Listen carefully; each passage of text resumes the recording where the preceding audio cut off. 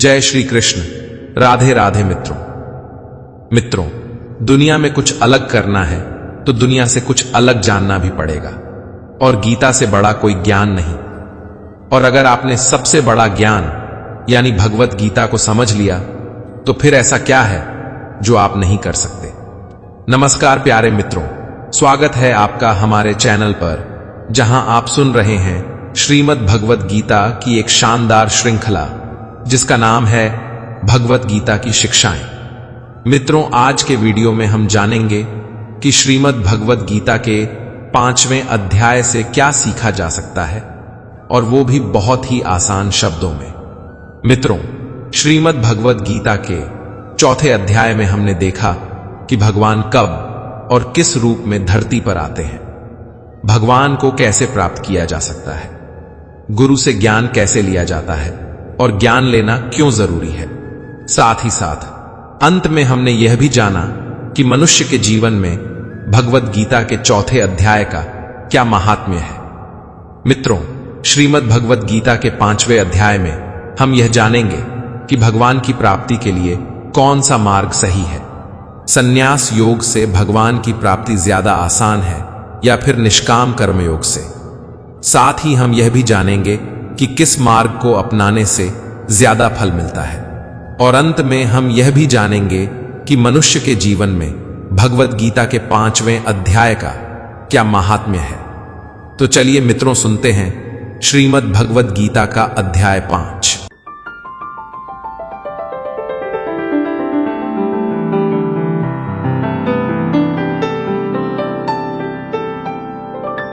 श्रीमद् भगवत गीता अध्याय 5, कर्म संन्यास योग। अर्जुन कहते हैं, हे प्रभु, कभी आप संन्यास माध्यम से कर्म करने के लिए कहते हैं और कभी निष्काम माध्यम से कर्म करने के लिए कहते हैं, इसलिए इन दोनों में मेरे लिए जो परम कल्याणकारी हो उसे कहिए।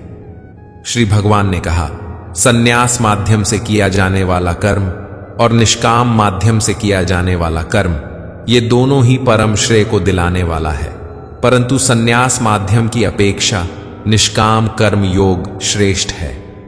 हे महाबाहु, जो मनुष्य न तो किसी से घृणा करता है और न ही किसी की इच्छा करता है, वह सदा सन्यासी ही समझने योग्य है, क्योंकि ऐसा मनुष्य राग द्वेष आदि सभी द्वंद्वों को त्याग कर सुखपूर्वक संसार बंधन से मुक्त हो जाता है। अल्पज्ञानी मनुष्य ही संन्यास योग और निष्काम कर्म योग को अलग अलग समझते हैं, न कि पूर्ण विद्वान मनुष्य, क्योंकि दोनों में से एक में भी अच्छी प्रकार से स्थित पुरुष परम सिद्धि को प्राप्त होता है, अर्थात दोनों प्रकार के कर्मों का बराबर फल मिलता है। जो फल ज्ञान योगियों को प्राप्त होता है वही निष्काम कर्म योगियों को भी प्राप्त होता है। इसलिए जो मनुष्य संन्यास योग और निष्काम कर्म योग दोनों को फल की दृष्टि से एक समान देखता है, वही वास्तविक सत्य को देख पाता है। श्री कृष्ण अर्जुन को कर्म योग की अहमियत को समझाते हुए कहते हैं, हे महाबाहु, निष्काम कर्म योग के आचरण के बिना सन्यासी जीवन दुख का कारण होता है, और भगवान के किसी भी एक स्वरूप को मन में धारण करने वाला निष्काम कर्म योगी परब्रह्म परमात्मा को शीघ्र प्राप्त हो जाता है। हे अर्जुन, कर्म योगी वह है जिसने अपनी इंद्रियों पर विजय प्राप्त कर लिया है, इसलिए वह परमात्मा में निष्काम भाव से मन को स्थित करके कर्म करता हुआ भी कभी कर्म से लिप्त नहीं होता है। कर्म योगी परम तत्व परमात्मा की अनुभूति करके दिव्य चेतना में स्थित होकर देखता हुआ, सुनता हुआ, स्पर्श करता हुआ, सूंघता हुआ, भोजन करता हुआ, चलता हुआ, सोता हुआ, श्वास लेता हुआ, सब प्रकार से यही सोचता है कि मैं कुछ भी नहीं करता हूं। वो सब कर्मों का कारण ईश्वर को मानता है। कर्म योगी बोलता हुआ, त्यागता हुआ, ग्रहण करता हुआ तथा आंखों को खोलता और बंद करता हुआ भी यही सोचता है कि सभी इंद्रियां अपने अपने विषयों में प्रवृत्त हो रही हैं, ऐसी धारणा वाला होता है। अर्थात कर्मयोगी जो भी कार्य करते हैं वो शास्त्र अनुकूल और लोकहित के लिए ही होती है। कर्मयोगी सभी कर्म फलों को परमात्मा को समर्पित करके निष्काम भाव से कर्म करता है, इसीलिए उसको पाप कर्म कभी स्पर्श नहीं कर पाते हैं। ठीक उसी प्रकार जिस प्रकार कमल का पत्ता जल को स्पर्श नहीं कर पाता है। कर्मयोगी को और विस्तार से समझाते हुए श्री कृष्ण कह रहे हैं, कर्मयोगी निष्काम भाव से शरीर, मन, बुद्धि और इंद्रियों के द्वारा केवल आत्मा की शुद्धि के लिए ही कर्म करते हैं और परमात्मा को प्राप्त कर लेते हैं। कर्मयोगी सभी कर्म के फलों का त्याग करके परम शांति को प्राप्त होता है, और जो सिर्फ फल की इच्छा से ही कर्म करते हैं वो तो 84 लाख योनियों में ही भटकते रहते हैं। हे अर्जुन, शरीर में स्थित जीवात्मा मन से समस्त कर्मों का परित्याग करके वह न तो कुछ करता है और न ही कुछ करवाता है। तब वह 9 द्वारों वाले इस स्थूल शरीर रूपी घर में आनंद पूर्वक आत्म स्वरूप में स्थित रहता है। शरीर में स्थित जीवात्मा देह का कर्ता न होने के कारण इस लोक में उसके द्वारा न तो कर्म उत्पन्न होते हैं और न ही कर्म फलों से कोई संबंध रहता है, बल्कि यह सब प्रकृति के गुणों के द्वारा ही किए जाते हैं। सर्वव्यापी परमेश्वर भी न तो किसी के पाप कर्म को और न ही किसी के शुभ कर्म को ग्रहण करता है, किंतु मोह से ग्रसित होने के कारण मनुष्य का ज्ञान अज्ञान द्वारा ढका रहता है। किंतु जब मनुष्य का अज्ञान तत्व ज्ञान द्वारा नष्ट हो जाता है, तब उसके ज्ञान के दिव्य प्रकाश से उसी प्रकार परम तत्व परमात्मा प्रकट हो जाते हैं, जिस प्रकार सूर्य के प्रकाश से संसार की सभी वस्तुएं प्रकट हो जाती है। जब मनुष्य बुद्धि और मन से परमात्मा की शरण ग्रहण करके परमात्मा के ही स्वरूप में पूर्ण श्रद्धा भाव से स्थित होता है, तब वह मनुष्य तत्व ज्ञान के द्वारा सभी पापों से शुद्ध होकर फिर से जन्म नहीं लेता है, बल्कि वह मुक्ति को प्राप्त कर लेता है। तत्वज्ञानी मनुष्य विद्वान ब्राह्मण और विनम्र साधु को तथा गाय, हाथी, कुत्ता और नरभक्षी को एक समान दृष्टि से देखने वाला होता है। तत्वज्ञानी मनुष्य का मन समभाव में स्थित रहता है। उसके द्वारा जन्म मृत्यु के बंधन रूपी संसार को जीत लिया जाता है, क्योंकि वह ब्रह्म के समान निर्दोष होता है और सदा परमात्मा में ही स्थित रहता है। तत्वज्ञानी मनुष्य न तो कभी किसी भी प्रिय वस्तु को पाकर हर्षित होता है और न ही अप्रिय वस्तु को पाकर विचलित होता है। ऐसा स्थिर बुद्धि, मोह रहित, ब्रह्म को जानने वाला सदा परमात्मा में ही स्थित रहता है। तत्वज्ञानी मनुष्य बाहरी इंद्रियों के सुख को नहीं भोगता है, बल्कि सदैव अपनी ही आत्मा में रमण करके सुख का अनुभव करता है। ऐसा मनुष्य निरंतर पर ब्रह्म परमात्मा में स्थित होकर असीम आनंद को भोगता है। हे कुंती पुत्र अर्जुन, इंद्रिय और इंद्रियों के संयोग से उत्पन्न होने वाले ये भोग प्रारंभ में सुख देने वाले होते हैं और अंत में यही इंद्रियों के विषयों का भोग दुख का कारण बनता है। इसी कारण तत्वज्ञानी कभी भी इंद्रिय सुख नहीं भोगता है। जो मनुष्य शरीर का अंत होने से पहले ही काम और क्रोध से उत्पन्न होने वाले वेग को सहन करने में समर्थ हो जाता है, वही मनुष्य योगी है और वही इस संसार में सुखी रह सकता है। जो मनुष्य अपनी आत्मा में ही सुख चाहने वाला होता है और अपने मन को अपनी ही आत्मा में स्थिर रखने वाला होता है, जो आत्मा में ही ज्ञान प्राप्त करने वाला होता है, वही मनुष्य योगी है और वही ब्रह्म के साथ एक होकर पर ब्रह्म परमात्मा को प्राप्त होता है, जिनके सभी पाप और सभी प्रकार की दुविधाएं ब्रह्म का स्पर्श करके मिट गई हैं। जो समस्त प्राणियों के कल्याण में लगे रहते हैं, वही ब्रह्म ज्ञानी मनुष्य मन को आत्मा में स्थित करके परम शांति स्वरूप परमात्मा को प्राप्त करके मुक्त हो जाते हैं। जो मनुष्य सभी सांसारिक इच्छाओं को त्याग चुका है, जिसे हर काम हर वस्तु में सिर्फ परमात्मा ही दिखाई देता है, वही पुरुष परमात्मा को प्राप्त कर पाता है।